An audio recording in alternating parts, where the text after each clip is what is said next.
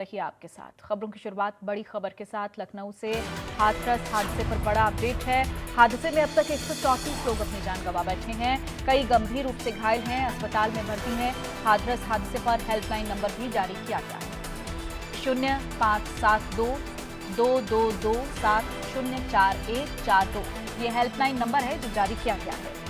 तो किसी को भी किसी भी तरह की सहायता अगर चाहिए तो वो इस हेल्पलाइन नंबर पर कॉल कर सकता है। इसके लिए हेल्पलाइन नंबर जारी किया गया है। हाथरस हादसे से जुड़ी हुई बड़ी अपडेट और अब तक 134 लोगों की मौत हो गई है, क्योंकि कई लोग इस पूरे हादसे में गंभीर रूप से घायल थे, जिसके बाद अब जो मौतों का आंकड़ा है उसके बढ़ने की संभावना नजर आ रही थी। पहले ये संख्या 122 तक थी, लेकिन अब जो ताजा आंकड़ा है वो 134 है। 134 लोग अपनी जान गंवा बैठे हैं। हाथरस हादसे से जुड़ी हुई बड़ी अपडेट अपने दर्शकों को दे रहे हैं। मौतों का आंकड़ा बढ़ रहा है, ये दुखद बात, क्योंकि कई लोग गंभीर रूप से घायल थे जिन्हें अस्पताल में भर्ती करवाया गया था और उसके बाद अब ये आंकड़ा 134 पर पहुंच चुका है। अब तक 134 लोग अपनी जान गंवा बैठे हैं। यूपी के हाथरस में भोले बाबा के सत्संग के दौरान ये भगदड़ मची है, जिसके बाद से अब प्रशासन भी हर संभव कोशिश कर रहा है स्थिति से निपटने की। वहां के लिए एक हेल्पलाइन नंबर भी जारी किया गया है कि अगर किसी भी तरह की कोई दिक्कत, कोई परेशानी या लोगों को कोई सहायता चाहिए तो वो इस नंबर पर कॉल कर सकते हैं। मौतों का आंकड़ा 134 पर पहुंच चुका है। कई लोगों के गंभीर रूप से घायल होने की खबर भी है। इस हादसे के लिए हेल्पलाइन नंबर जारी किया गया है। घटनास्थल हाथरस से करीब 47 किलोमीटर दूर ये फुलरई गांव है, जहां पर यह हादसा हुआ।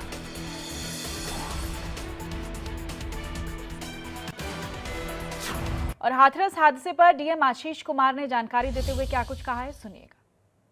जनपद हाथरस में तहसील सिकंदरा अंतर्गत गांव मुगलगढ़ी में एक आयोजन भोले बाबा का समागम हो रहा था, जिसमें जब समागम अंत हो रहा था तो उस समय अत्यधिक उमस के कारण जब वहां से लोग निकलने को हुए तो उस समय ये घटना कारित हुई है।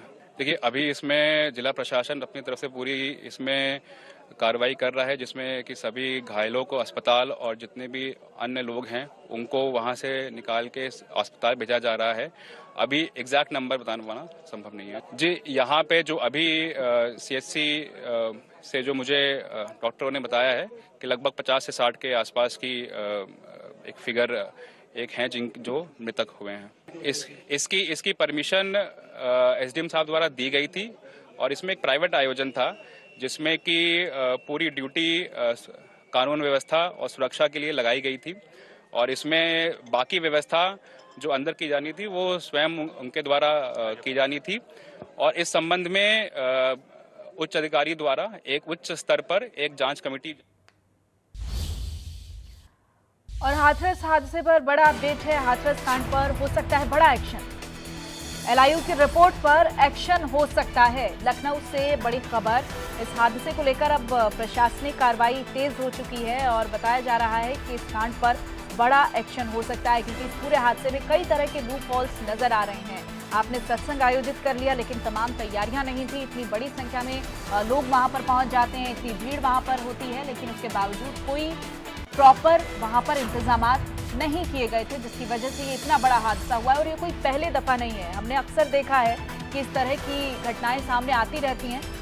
अब हाथरस कांड पर एक बड़ा एक्शन हो सकता है, बड़ी अपडेट। और सदन में प्रधानमंत्री मोदी ने हाथरस हादसे पर दुख जताते हुए क्या कहा है, सुनिएगा। समय चर्चा के बीच अभी मुझे एक दुखद खबर भी दी गई है।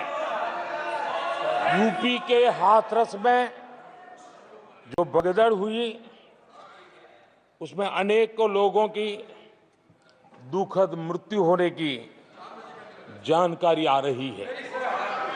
जिन लोगों की इस हादसे में जान गई है, मैं उनके प्रति अपनी संवेदना व्यक्त करता हूं।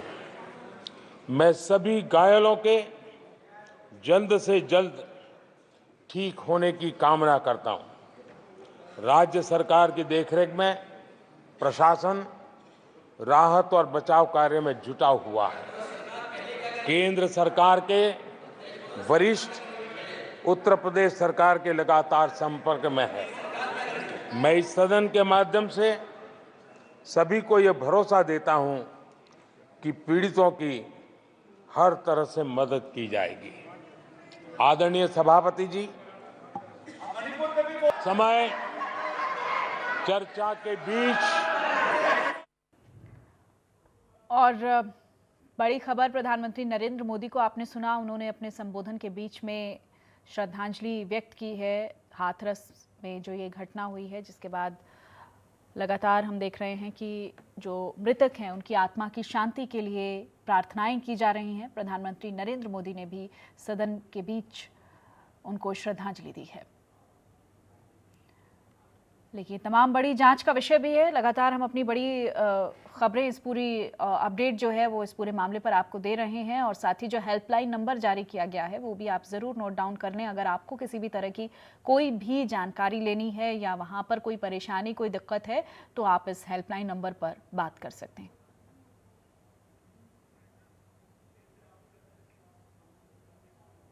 और हमारे ब्यूरो चीफ अमलेंद्र सिंह हमारे साथ जुड़े हुए हैं, साथ ही संवाददाता रिंकी उपाध्याय